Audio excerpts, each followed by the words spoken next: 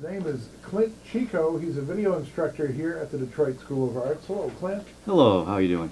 Good. Nice to see you again. And we've run into each other in the halls from time to time. On occasion, yes indeed. And as folks here who are, we're somewhat fond of that radio with pictures thing. It could catch on eventually, but you teach young people about the television business. Right. Basically, what we do is for the students who are interested in this as a career path, we give them the knowledge they need to start on that field. For students who come in and they have no idea what they want to do, but it sounds cool. Well, then what we do is we basically tell them how this works, how this operates, and we give them the technical skills they need to make their own videos, make their own projects. They work in filmmaking, and they write, and they shoot, and they edit, and they act, and they produce, and they do news production. And for the students who really love it and decide to go into this in college and post-secondary, we give them the knowledge to start with that. And even the students who, you know, it was cool, I still want to be a lawyer, you know, what they leave with is a really good understanding of how this business operates. And considering how much media people are exposed to every day, especially teenagers, the more media literacy we can expose our kids to and understanding how this works, the better off they are.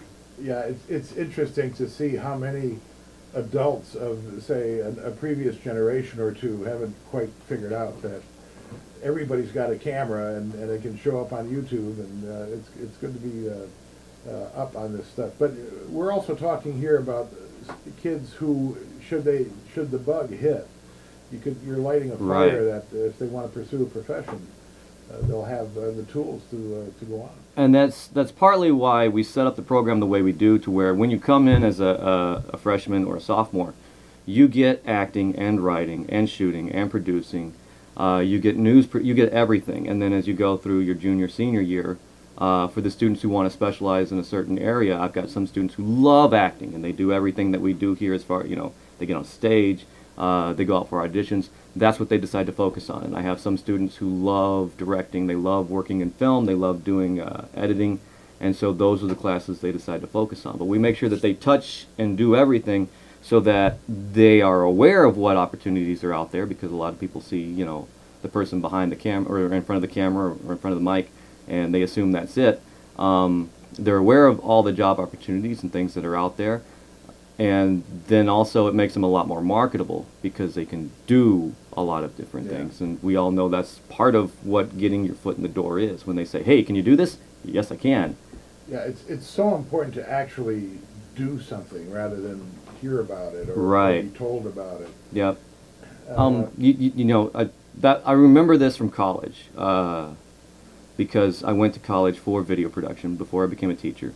And they expressed to us, and this was, you know, in the 90s, it was a while back, but they expressed to us how important the college was. Some of us, I know. that long ago. Age is a relative thing, yes. They told us, you know, one of the most important things for us was to get our hands on the equipment early, and that there were some schools where you may not touch the equipment until late sophomore, junior year, you know. I make sure students are handling cameras the first week. They are editing the second week, and the third week they're working on projects. That's a great idea and a great way to approach it. If you'd like more information about the video program here at DSA, you can call the school directly. Talk to Lisa.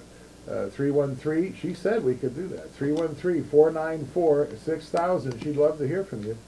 313-494-6000. And if you'd like to find out more about the entire Detroit Public School System and their offerings, and there's a lot going on at DPS, you can call 313-240-4DPS. And of course, the website is DetroitK12.org.